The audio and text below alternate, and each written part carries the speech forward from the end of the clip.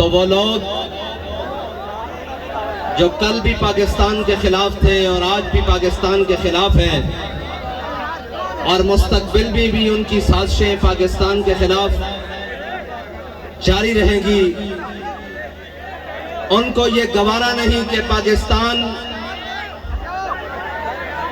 اپنے حقیقی مقصد کے لیے اور حقیقی منزل کے لیے، اس کا مقصد لوگوں کے دلوں میں حقیقی طور پر موجزن ہو سکے، تو وہ لوگ آج پاکستان کی بنیادوں کو کھوکھلا کرنے کے لیے وہ مسائل جو ہمارے بزرگ اپنے خون کی قربانیاں دینے کے باوجود اور اپنے جان اور مال قربان کرنے کے باوجود، بلکہ آزادی کے تقریباً 6 سال کے باوجود انہوں نے اپنی تمام 10,000 مسلمانوں کی قربانیاں دینے کے بعد پھر 74 کی تاریخ ختم نبوت میں یہ شاہی قلعے کے تہخانے آباد کرنے کے بعد اور مسلم مسجد کے بالا خانوں سے نیچے پھینکنے کے بعد اپنے خون کی داستان رنگین کرنے کے بعد جو فیصلے طے کیے،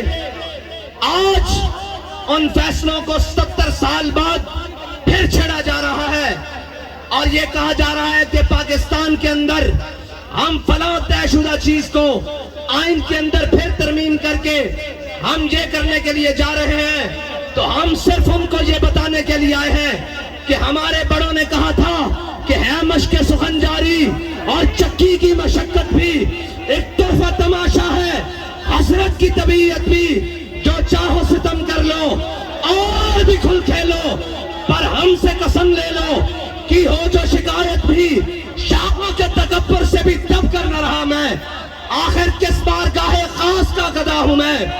تمہارا باپ بھٹو تھا، تمہارا باپ سکندر مرزا تھا، تمہارا باپ مشرف تھا، تمہارا باپ باجوہ تھا، عمران تھا، ہم یہاں تھے، یہاں ہیں، یہاں رہیں گے۔ تمہارے باپ میں جرت ہے تو اور نکالو اس کتے کو باہر، پھر بتاتے ہیں تم ختم نبوت میں ترمیم کیسے کرتے ہو۔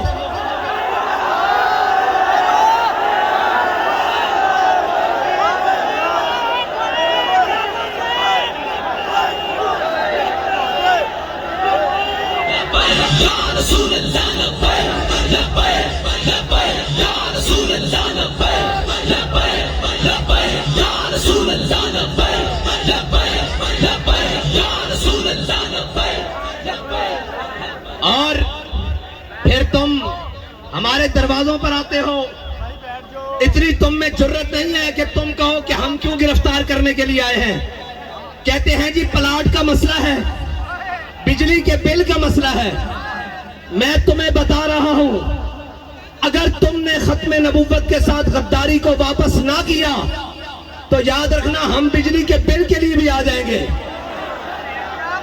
وہ تو مسئلہ اٹل ہے، ہمارے ایمان کا ہے، یہ نہ ہو کہ ہمارا قدم ایک آگے اور چلا جائے تو یہ پھر دیکھ لو تمہارے ہمسائے میں جو قائد اعظم کا پاکستان تھا، جس کو بنگلہ دیش کہتے ہیں، اس میں غداروں کو برے صغیر کے اندر جگہ نہیں مل رہی۔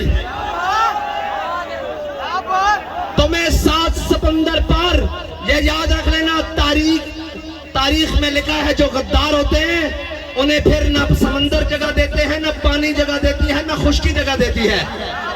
تو مجھے یہ کہہ رہے تھے آج صحافی کے جناب آپ کس کا جہاز اڑتا ہوا دیکھ رہے ہیں؟ میں کہا میں تو سارے جہاز پنچر ہوتے ہوئے دیکھ رہا ہوں۔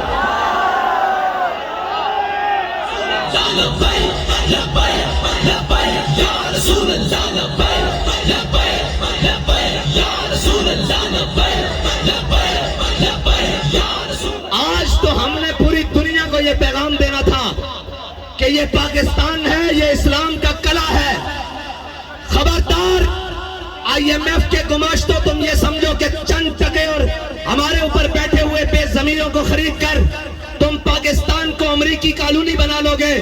ہم تمہیں یہ پیغام دیتے ہیں کہ ہم اس کے اندر موجود ہیں، لیکن افسوس ان کمینوں کی وجہ سے آج کے دن ہمیں یوم ختم نبوت کے طور پر منانا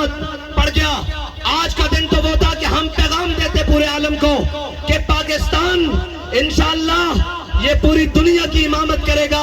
لیکن آج اقوام عالم ہماری طرف کہتی ہے کہ وہ مسئلے جو 70 سال پہلے حل ہو چکے, جو 50 سال پہلے حل ہو چکے, تم سے تو ان مسئلوں کو سنبھالا نہیں جا رہا, تم پاکستان کو کیا چلاؤ گے؟ لیکن ہم انہیں بتانا چاہتے ہیں کہ ہمارے بڑوں نے بھی اس مسئلے کو سنبھالا, پھانسیاں جھول کے سنبھالا, مارشل لا ڈکٹیٹروں کے سامنے کھڑے ہو کر سنبھالا, جناب مسلم مسجد کی جناب صفے خون رنگین کر کے سنبھالا, جناب وزیر خان کی صفوں کو رنگین کر کے سنبھالا, اور جناب جگ آباد کی گرم جیلوں کو آباد کر کے سنبھالا. تو تم کسی غلط فہمی میں نہ رہنا کہ یہ جناب جو ختم نبوت کے پروانے ہیں صرف یہ نہیں ہے پورے پاکستان میں ہے بلکہ پورے عالم میں موجود ہے. یہ تو ہم تمہیں بتانے کے لیے آئے ہیں بھائی ہونا آرام ہے.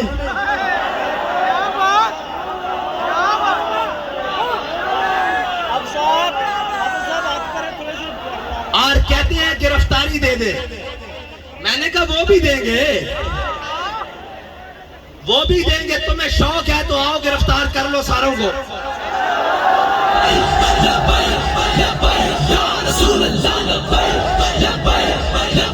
تم کیا سمجھتے ہو ان کو گرفتار کر کے ختم نبوت پر بات نہیں ہوگی؟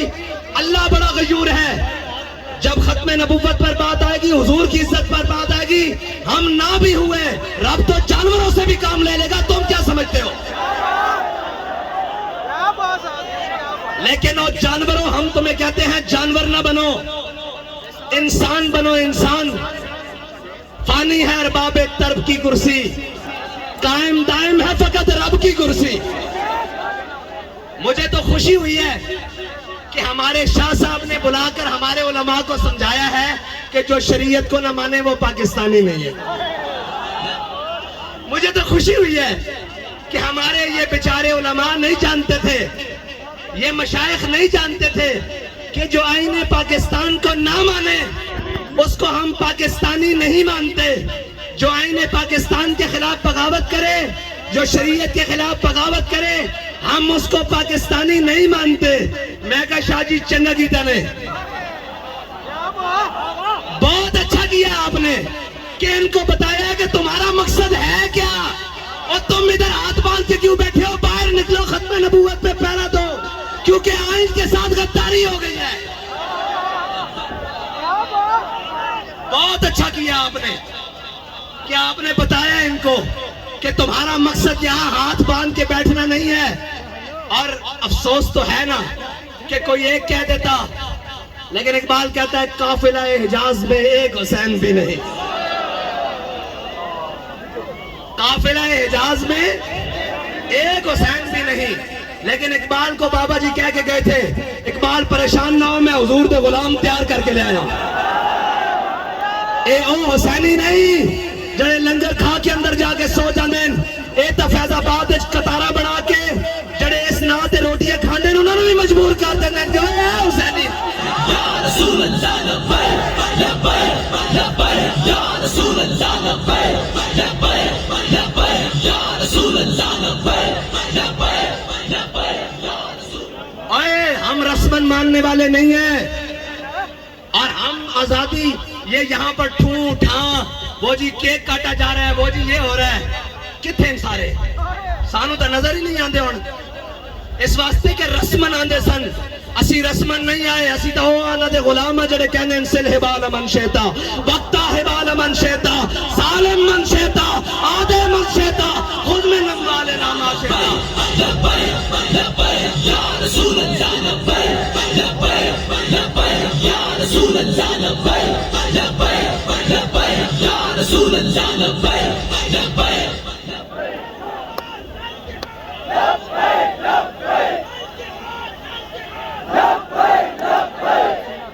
اسمبلی میں جو بولے ہیں ان کو مبارکباد پیش کرتے ہیں, ایمان کا تقاضا ہے یہی بات کرنی. لیکن ہم ان سے یہ کہتے ہیں کہ کوئی ایسا بند باندھے, کوئی ایسی بات کرے کہ اس گلی میں جانے والا بھی بلکہ اس طرف جانے والا بھی پہلے اپنی جان سے جائے, بعد میں جدھر مرضی جائے. جو ختم نبوت کے بارے میں سوچے, شاہ جی نے تو یار چھوٹی بات کی ہے, آپ اس سے بڑی بات کرو. بلکہ وہ جسٹس وقار سیٹھ کہہ کر گیا ہے جو آئین کا غدار ہو اس کو ڈی چوک پر لٹکایا جائے، وہ بھی 3 دن تک۔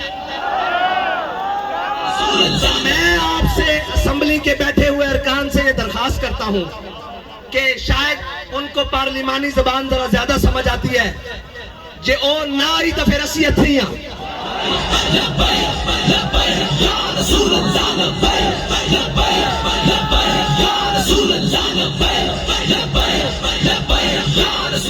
پنجابی کہنے او کوڑی تے او کوڑی دا وجہ اسی دے اتھے آنا موجود ہاں، اسا ساڈا لہجہ بھی موجود ہے، ہماری بات بھی موجود ہے، ہمارا لہجہ بھی موجود ہے، بلکہ امیر المجاہدین کہتے تھے خالی تقریر نہیں، ہمارے تو ماتھے کی سلوٹیں بھی بتاتی ہیں کہ مقصد کیا ہے۔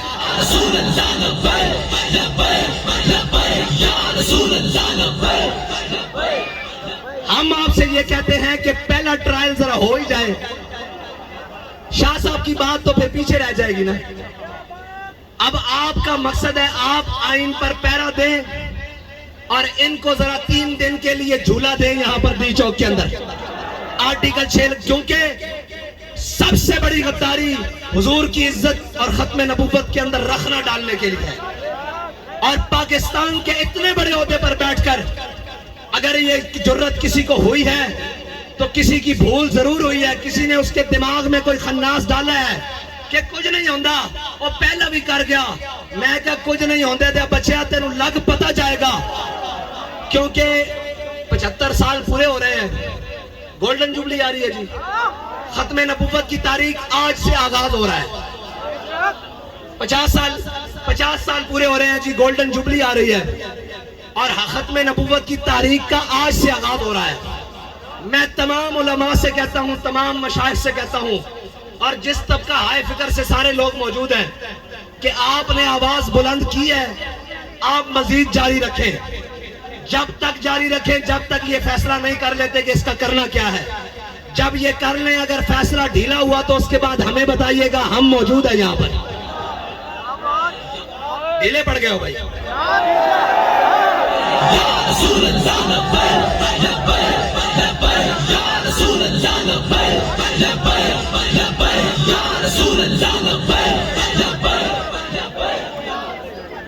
اور میں ان کو بتاتا ہوں، ہمارے شاہ صاحب نے کہا ہے کہ پاکستان کے اندر لاوا پک رہا ہے، میں یہ کہتا ہوں کہ ہم پاکستان کے سب سے بڑے امن کے دائی ہیں، ہم سب سے بڑے امن کے دائی ہیں جنہوں نے اس وقت تک پاکستان کے تمام امن کو بحال رکھا ہوا ہے، اور فانی ہے ارباب طرب کی کرسی، قائم دائم ہے فقط رب کی کرسی، گورنر ہو، صدر ہو، چیف جسٹس ہو، وزیر اعظم ہو۔